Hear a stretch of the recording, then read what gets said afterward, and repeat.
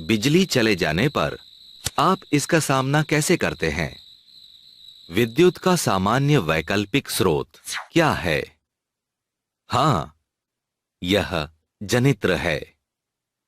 आइए देखें कि विद्युत जनित्र किस प्रकार कार्य करता है।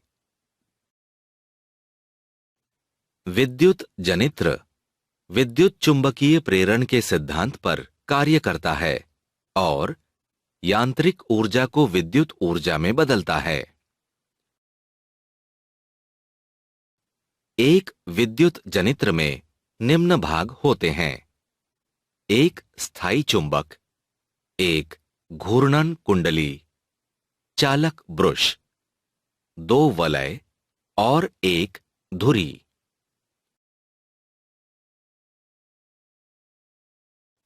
कुंडली ABCD आमतौर पर तांबे की बनी होती है, जिसे स्थायी चुंबक के दो ध्रुवों के मध्य रखा जाता है। धुरी को बाहर से यांत्रिक रूप से घुमाने के द्वारा इसे चुंबकीय क्षेत्र के भीतर घुमाया जाता है। इससे कुंडली में धारा प्रेरित होती है।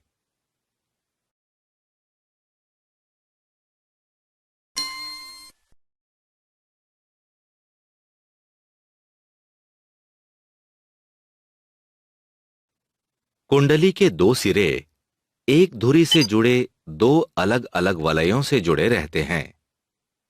वलय की आंतरिक भाग एक दूसरे से और धुरी से विद्युत रोधी होते हैं। दो स्थिर ब्रुश चालक B1 और B2 दो वलयों के चालक किनारों को बाहर से स्पर्श करते हैं। सामान्यतः ये ब्रुश कार्बन या कॉपर के बने होते हैं।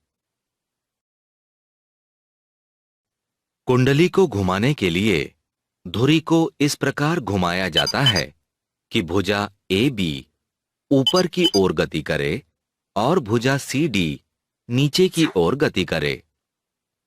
फ्लेमिंग के दक्षिण हस्त नियम को लागू करके दिशा DCBA के अनुदिश इन भुजाओं में उत्पन्न प्रेरित धारा की दिशा ज्ञात की जाती है। बाह्य परिपथ में धारा B1 से B2 की ओर गति करती है।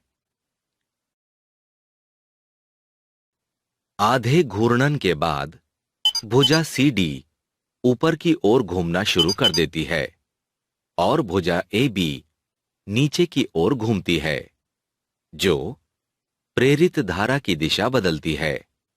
अब बाह्य परिपथ में धारा B2 से B1 की ओर प्रवाहित होती है। ऐसी धारा जो बराबर समयांतराल के बाद परिपथ में दिशा बदलती है, प्रत्यावर्ती धारा कहलाती है।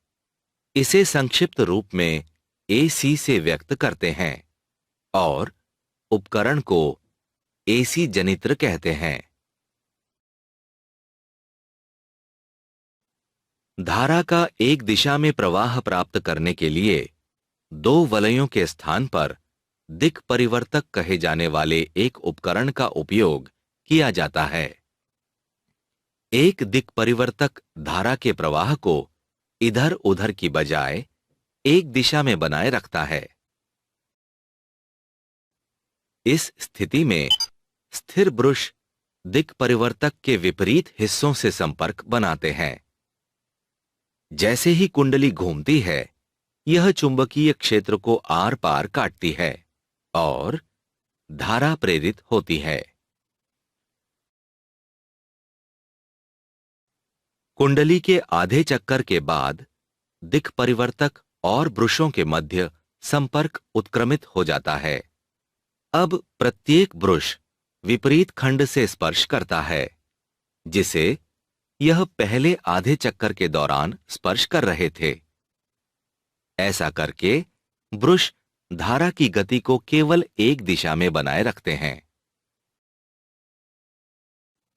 ऐसा कोई उपकरण जो केवल एक ही दिशा में प्रवाहित होने वाली दिष्ट धारा पैदा करता है, DC जनित्र कहलाता है।